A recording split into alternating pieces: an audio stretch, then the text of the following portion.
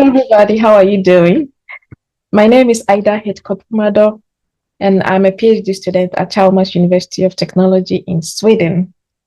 I'm originally from Ghana, and I had my previous education, my bachelor's education in Ghana, and then my master's degree, part in France, Finland, and Sweden because I was an Erasmus scholar.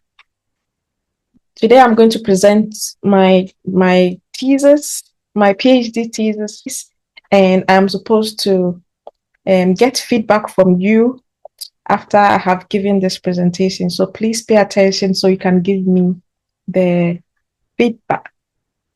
It's part of my study requirements as well. So what did I study?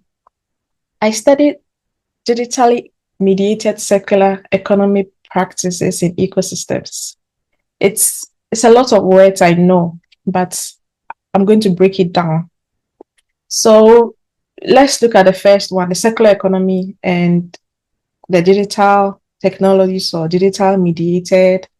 There are two wide areas that I looked at.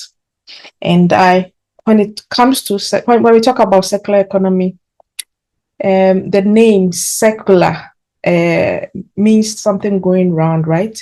So it's about production and consumption, how we consume, how we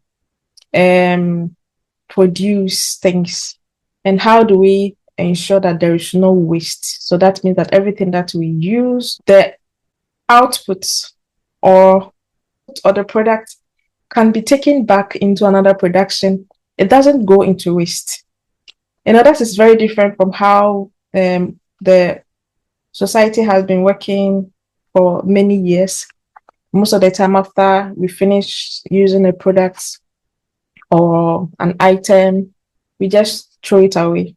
Or some people come for it and go and throw it away for us. You put it in the trash bin, the companies who take care of the wastes will come and pick it up and go and put it in the landfill or incinerator, just burn it up. And this has caused a lot of harm to our environment. There's a lot of pollution and waste because the environment cannot break down everything that we throw at it. The environment can only take the organic materials like food, real food. But some of the things that we produce and we throw out, like clothing, like physical plastics, and so on, are not biodegradable. So it causes a lot of harm to the environment. So circular economy is a concept that is about changing how we produce and consume so that there's no waste at the end, that everything that we produce can be used again in production. And if it's an organic waste, it can be put back in the environment with no problem. That is what circular economy is about. How do we prevent wastes? Yeah. And then digital technologies, as we all know now, we have moved a lot from manual way of doing things. And now we do most of our things in an automated way using computers and our mobile phones to do most of our things. Think about how we used to buy food, how we used to pay for our shopping items were through like physical cash, right? But now we can buy things online without any cash. Every payment is done through the online system, through the computers, if you like. And through the computers and also through the internet, the world has really changed. The way we work and operate has really changed. That is all about the digital technologies that is making this magic happen. So I looked at how the digital technologies, computerization, automation can be used to make the circular economy happen in organizations. So I looked at a group of organizations that are trying to make this happen in their own way. So I looked at a group of organizations in Ghana and a group of organizations in Europe, like Sweden and Portugal. So they come together and exchange ideas, because enabling this circular economy takes time, and it takes a lot of expertise, takes a lot of people, lots of money to be able to make it happen. So nowadays, organizations, companies are working together with other organizations to share ideas, to think about how they can manage this problem and how they can create new ways of preventing waste, or taking the waste that is already in the environment and making it into new things. Like one of my companies that I studied, the group of companies, they were taking waste, fishing nets that has reached its end of life, that fishermen are just throwing it away. They decided to go and pick it up and make it into new items through 3D printing. 3D printing is when a printer doesn't print on a book, but it prints out a product. That's fantastic and amazing, isn't it? And all sorts of materials can now be saved, cleaned, and made into a form of material that a 3D printer can take and then use it to print new products. Isn't that nice? Isn't it good for the environment? Yeah.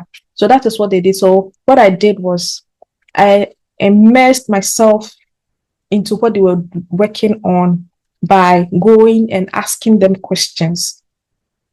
So that is how that's how I do my research. I go and ask organizations that are doing things around circular economy and using some kind of technology, digital technology to be precise, to convert waste into materials. And I ask them many questions, and then they also give me their views. And then I come and sit down and I go through all the interviews. I listen to it. I make my own sense out of it. And then I come up with models or results to help other organizations to learn from it, and also for the academia, for universities and PhD students like myself. So that is what I did for my research. And in the same way, I studied the Ghana companies too, who were also recycling and making new things out of the waste. And all the studies that I had, all the two contexts, all the two places like Ghana, Africa, and also in Europe, I found out that one of the main things that motivates them to do their activities is that they want to take care of resources. They want to take care of products. They want to take care of the environment.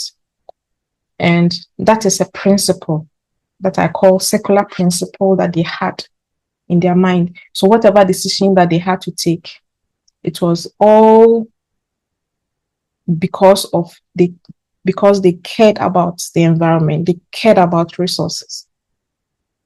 And so I call that resource stewardship. And so that circular principle guides them. And they have to transform what they have in their mind. They have to think differently. And then they have to think about how to save a material or a resource. So if they think about which resources to save, they have to go and find out which resource is being wasted a lot and how can we save it.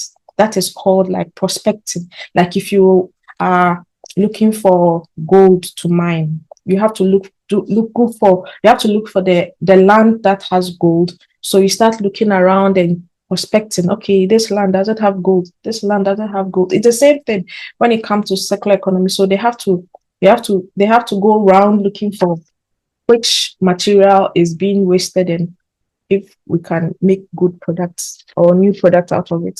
And then they also had a process of making that material fit for use.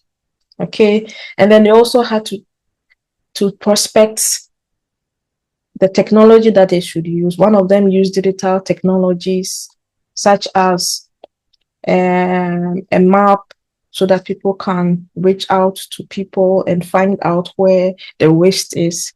And they also had to also put a pickup and drop-off point for waste on the map. Others also use 3D printing to transform the waste into other materials. So there is always, first, the circular principle that they have in mind that helps them to tune their mind towards making sure that they think about or imagine. So I call it collective imagination. They imagine how to transform some material. Then they go and prospect that material. They go and prospect the digital technologies. And after that, they change it and tweak it or tune it to be able to make it into a new product. And to be able to make the waste material into a new product, and also to make the digital technologies fit for use for the circular economy practice. And with that, all these technologies, all these activities turn out to be a practice that was found in all my studies. That is how digital technologies can be used to immediate circular economy practices. And that is my research.